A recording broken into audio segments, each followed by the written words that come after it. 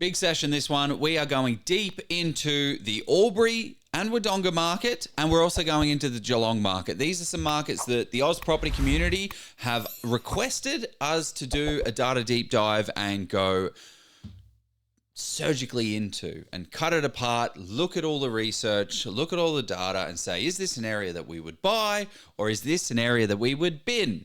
And it was super interesting. There's a lot of different pockets that have value. There's a lot of areas that don't have value.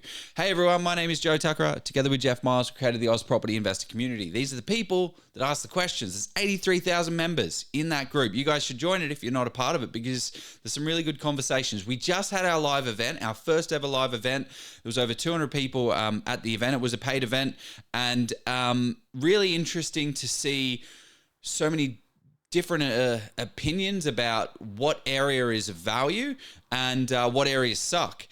So it was really cool to have that live event. We will try and set up another one. So if you're interested in that, throw it in the comments, because Jeff is like, yeah, let's not do that again. And I'm like, let's go. Let's do it again. Anyway, this session goes deep into Albury, Wodonga, Geelong. We've got the beautiful Jeff Miles. He is of Step Up Loans, and it's just the two of us today. I'm from Property Principles and also the Level Up Property course together with Jeff Miles.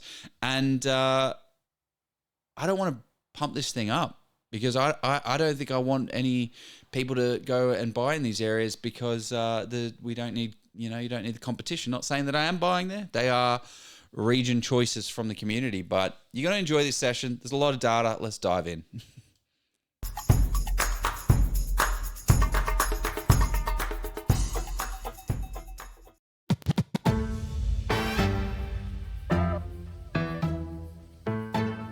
One of the things I want to just highlight is this is not necessarily how you independently research your own property brief and property area when you're actually doing it yourself, right? So we're going to dive in high level macro over the top of Geelong, Albury, Wodonga from a population standpoint. We're going to look at the infrastructure that's coming in. We're going to look at the distance to things, what the demographics are made up of, and high level just talking to some of the more macro stuff. But when you're investing in property, you don't actually you don't start there. Everyone says, okay, let me then do all the research in Geelong because I think that might be where I want to buy. And then all of a sudden you're like, oh, actually, I don't know if that's the place for me. Oh, great. I'll do my research on Frankston, and then I'll do all my research on Truganina, and like they do all this research, but they don't actually craft their brief. So your brief is really what paints the picture of where you're going to buy, and then it gets cut down by the suburbs based on the data and the research, and then you find your few suburbs, and then that's when you can do your macro high level on the region. So this is not necessarily how you go out there and buy in these areas. And then really it's just going to be a free-flowing conversation around macro, and then data, and then boots on the ground, and some tools that may help you to get out there and research them.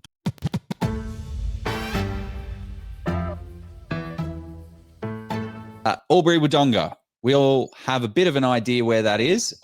It's regional New South Wales. It is would be considered a regional investment location, right? It is not in a city. It is not close to a city. It is a similar distance from Melbourne and Canberra, 350 kilometers, one up north, one down southeast, and then Sydney, 620 kilometers.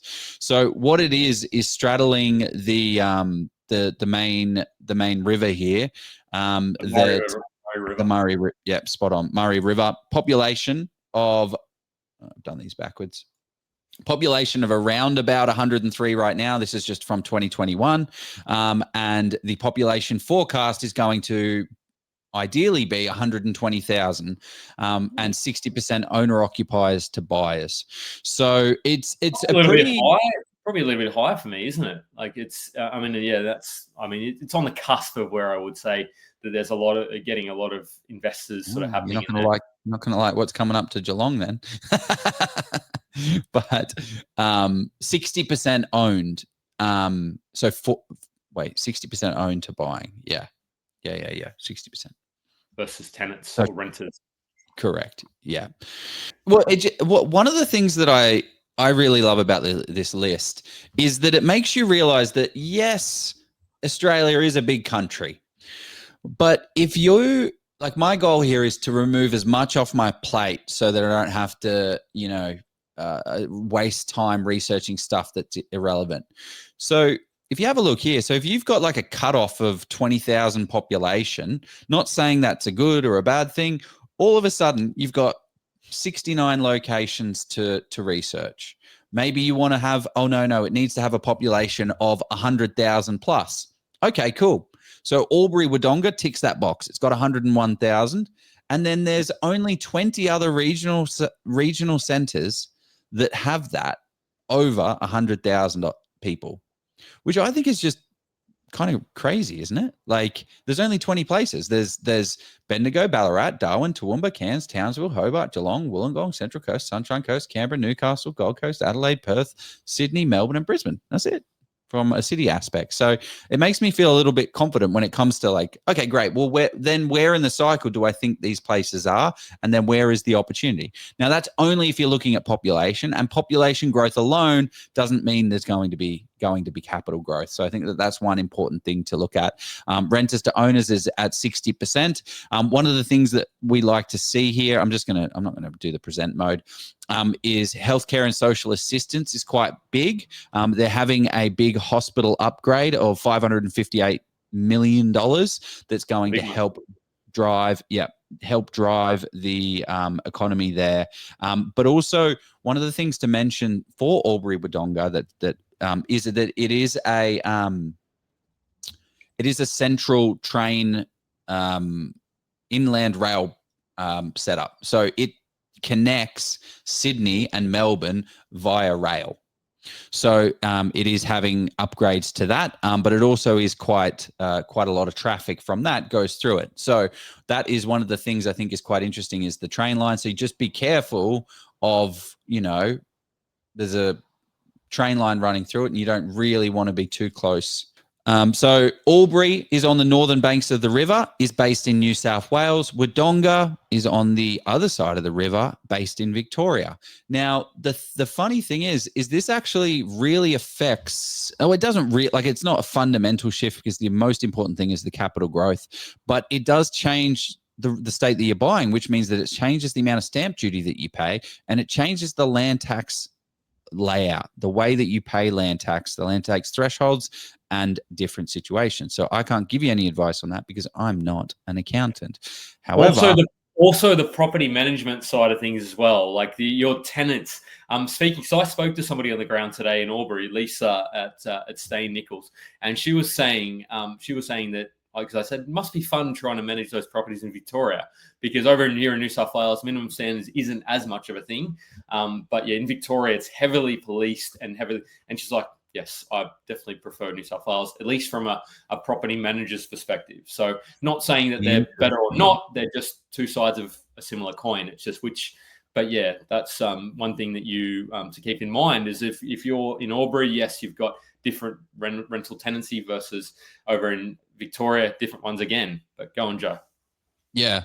Well, just other macro things, like it's got good employment as well. We've got healthcare. It's also got the ATO, well, everyone's favorite people, the principal collection agency for the ATO. So they've got over 1,000 people employing there. They've got Bunnings as well, I see. They got Bunnings. They got there's even blue scopes down there as well. So I was literally looking on the map, and I was like, the reason I noticed that because being an Illawarra boy at the moment, blue scope is not going so well at the moment. But anyway, blue scope is down there in Albury, and she said, it's a very diversified sort of industry, like Harris Farm and what areas to be wary of in Albury Wodonga. Jane has asked. I'm going to talk about Albury. We do know a little bit about Wodonga. I'm going to focus on that, Joe. If you want to talk to Wodonga, we do know a couple of areas in Wodonga, not to be a little bit.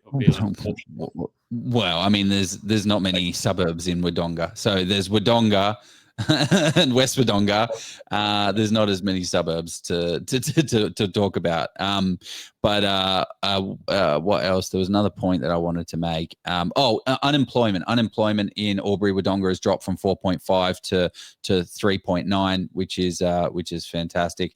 And then there's Bendina over here. So there's a lot less suburbs. So this is actually. Sorry. Oh, am I sharing my page? You won't, but yeah. Oh, okay. Sorry. Well, actually, this is probably a good point for people as well, that you won't. Sorry, Jeff, and I'm kind of jumping in here a little bit, but is that it's not about the suburb. You're not buying in a suburb. You're buying in a street in a location. So you can see here, Wodonga and West Wodonga are massive. Like all this area, there's 45,000 people in Wodonga. You are taking up all of this, whereas in Albury, it's North Albury, it's Glenroy, Hamilton Valley, Springdale Valley, Lavington, North Albury, South Albury, all of that stuff. So I guess it's just pocket specific. Everywhere has a different location and a different value. And just because it's in one suburb doesn't necessarily mean it is. That is one macro point to point out with Albury is it's not don't buy Lavington or don't buy Thaguna or don't buy Springdale Heights. It's very pocket of don't buy in this pocket of this suburb, don't buy in this pocket of this suburb. So if you're looking at the data for one suburb, I would just also factor in the surrounding suburbs as well, because it'll kind of accumulate, amalgamate together. But what drives property values? Well, what drives property values or what drives people to property is job opportunities, because they're going to get a better salary, or affordability, because they're going to get a cheaper property. So these are some of the reasons why Albury and Wodonga are starting to become quite interesting.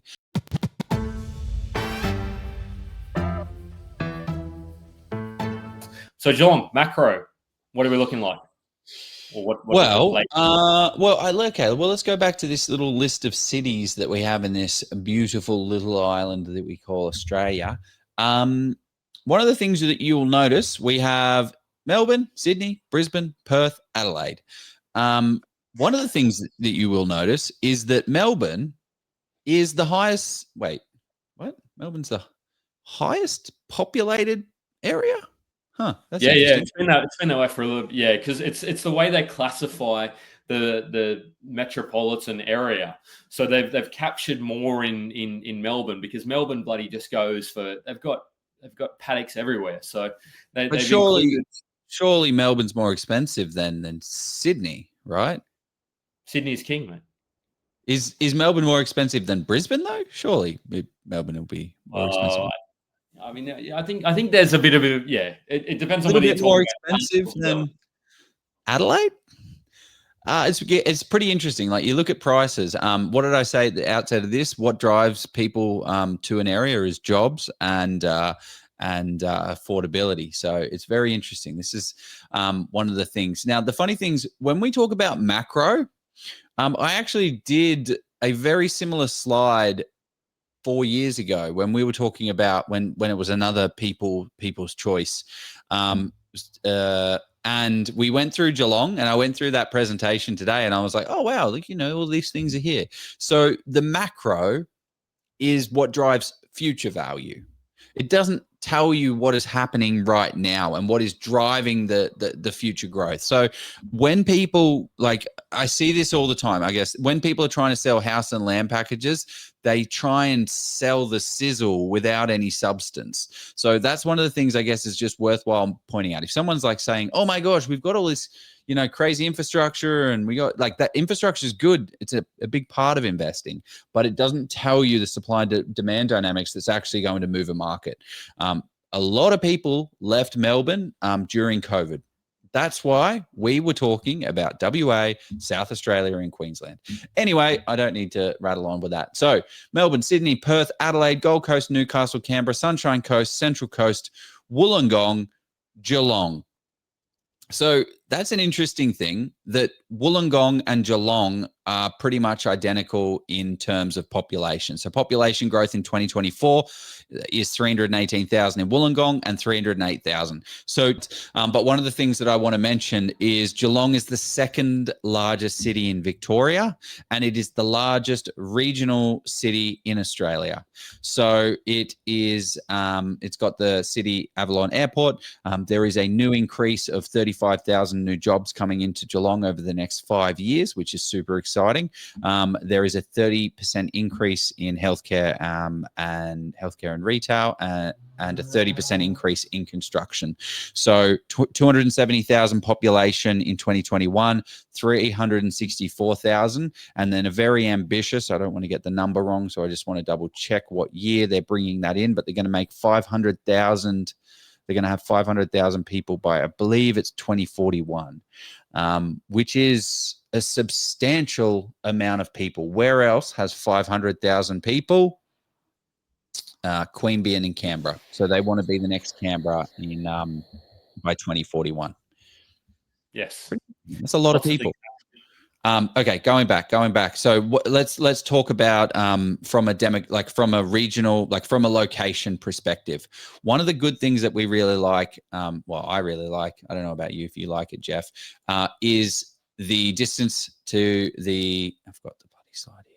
Got the slide here. Distance to the CBD, 75 kilometers to the CBD, about an hour 15, about hour 15 by car.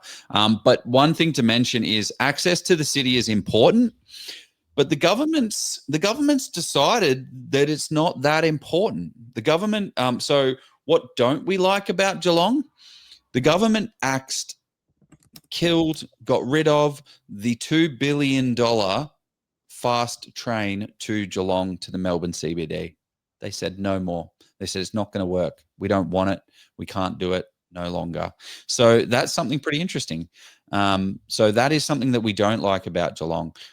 Geographically, one of the things we do like, I like, is that it's hemmed in by the M1. So when you start to look at it, Geelong itself, the city centre is here. Right, the Geelong City. This is the beautiful little waterfront that we just saw that picture of, and then we've got Geelong West. We then have Manifold Heights, Hamlin Heights, Bell Park, Bell Post Hill.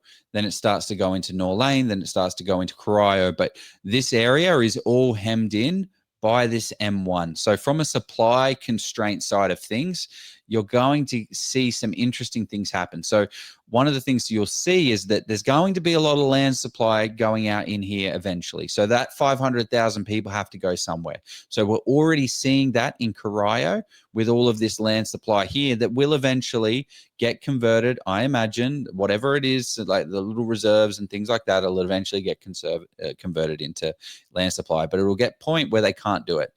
One of the other things to note about Geelong is that it is shifting. So it was very much a industrial area. So this whole pocket here in Norlane and North Geelong, very, very industrial. It was an industrial town. They had the big Ford factory. I think that's where they bringing in the Spirit of Tasmania now. But there was a big Ford factory here and it closed down. There was a whole heap of people that lost their jobs. So, yeah.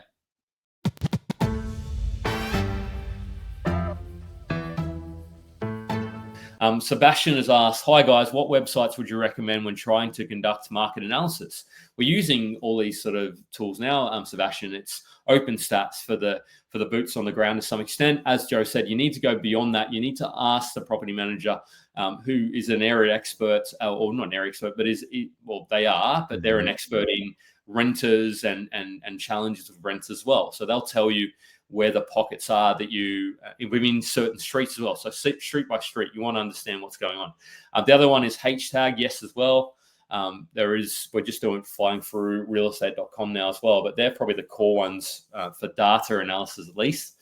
What do you say to that one, Joe? Anything else that I missed?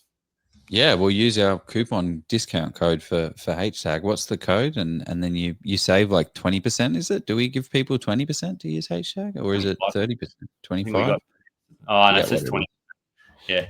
Interesting. I mean, talking about development, I'm looking at these two blocks next. Both of these sold next door to each other, like at the same time, 8th of July, 21st of June. So maybe someone purchases up is going to look to do a development. Just going back to the development side of things, just because a place can be subdivided and developed doesn't mean it should. because you've got to factor in the construction side of things as well. So I actually own a property. One of my first purchase, the reason I'm very interested in this particular road of Princess Highway is I stupidly bought on a main road. Because it was the first purchase. I didn't know any better, but still, I paid 280, and by the looks of things, it's going to be worth over $500,000. So that's great. But I can subdivide that, split it off, no dramas. But the problem is, by the time I build a house for 450, $450,000, the area is not grown enough for it to actually make sense. So you've got to factor in the end sale value of the asset that you've got in the area that you've got as well. So don't, just because it can be subdivided doesn't mean it should. So this is where I bet you see it all the time, Jeff, where people go heavy with development and they just haven't run the numbers on the feasibility side of things. Not saying that it won't make sense at some point. It's exactly why I own a subdividable lot house, but it's just, it will be valuable, but don't go in there. There would have been maybe a window of opportunity there during just at the start of COVID if you'd have sort of timed it well. But I suppose your life circumstance would have needed to, where you could have probably built for about 250, maybe 300, and now that property would be worth 400, 450.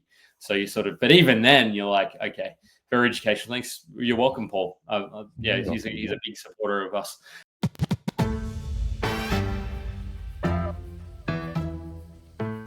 Joe, is Lara is another pocket where they're going to be releasing a lot of land up that way.